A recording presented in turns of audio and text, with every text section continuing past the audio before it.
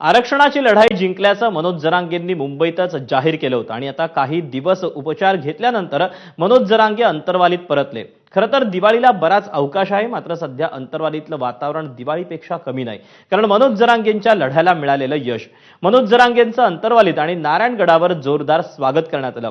मुंबईतल्या यशस्वी आंदोलनानंतर जरांगेंची लढाई खरंच संपली का, हा प्रश्न उपस्थित होण्यामागचं कारण म्हणजे जीआरची बाकी असलेली अंमलबजावणी।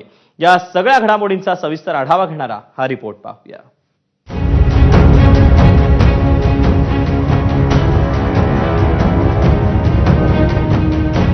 अंतरवालीच्या वेशीवर आधी औक्षण झालं, मग फुलांची उधळण झाली। आरक्षणाची लढाई जिंकून गावात परतलेल्या नायकाला खांद्यावर घेऊन नाचण्यासाठी तरुणांनी एकच गर्दी केली। मनोज जरांगेंचं स्वागत करताना अंतरवाली सराटी गाव अक्षरशः गुलालात न्हावून निघालं। मनोज जरांगेंनी देखील गावकऱ्यांचं स्वागत स्वीकारल्यानंतर ग्रामदेवतेसमोर माथा टेकवला। आजवरच्या आंदोलनात अंतरवाली सराटीनं मनोज जरांगेंची साथ कधीच सोडली नाही, म्हणूनच विजयाचा गुलाल उधळल्यानंतर अंतरवाली सराटीचं कौतुक करताना मनोज जरांगेंना शब्द अपुरे पडत होते। शेवटी मराठ्यांनी विजय मिळवलाच। आज काय बोलावं खरंच कळाय ना मला। आपलं गाव इतकं लढलं, असं गाव होणं नाही बाबा पुन्हा। अंतरवाली असतं, प्रत्येक गावात मनभेद मतभेद असतात, राजकारण समाजकारण असतं, वैयक्तिक मतभेद असतात, काही बघितलं नाही अंतरवाल्याने। आज आनंद वाटतो त्या गोष्टीचा। पण तुमच्या या भूमिकेमुळं काय झालं, आपल्या गरिबाचे लेकरं लय सुखा समाधानात जगायला लागले। पुऱ्या जगाला मराठ्यांनी ताकद बी दाखवली। याच्यात लावून धरण्यात मोलाचा वाटा अंतरवाली गावचा आहे, मोलाचा वाटा। तुम्ही लावून धरलं म्हणून हे टिकवता आलं, तुम्ही सगळ्यांना लावून धरलं। आणि मावल्या मावश्यांनी तर मंडपच न सोडा। हे म्हणले आता जीव गेला तरी हरकत नाही, पण मराठ्याला आरक्षण दिवस माग हटत। असल्या मायला तुमचा एवढा आदर्श घेतला ना, असल्या कट्टर मायला महाराष्ट्राने पहिल्यांदा बघितले।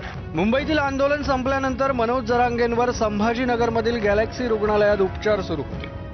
उपचार पूर्ण झाल्यानंतर मनोज जरांगेंनी अंतरवाली सराटीचा रस्ता धरला।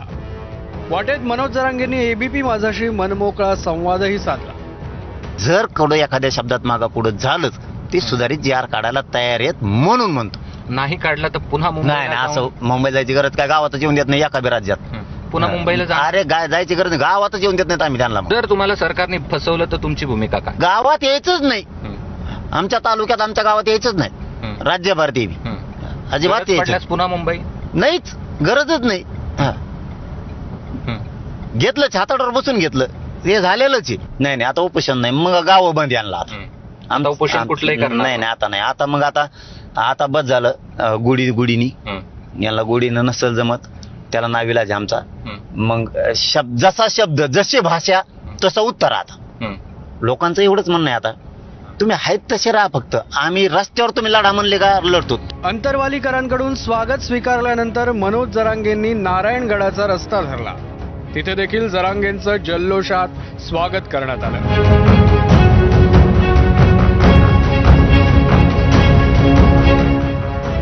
आता एवढंच गडावून सांगतो, आता कच्चून मिळालंय सगळ्याला।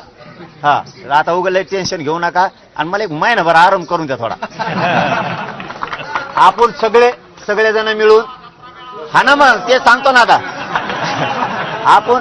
आपण सगळेजण मिळून आता दसरा मेळाव्याला महाराष्ट्रातले लोक एका जागेवर भेटू पुन्हा। हैदराबाद गॅझेटियरच्या अंमलबजावणीसह मनोज जरांगेंच्या वेगवेगळ्या मागण्या मान्य केल्याचं सरकारनं जीआर काढत जाहीर केलंय।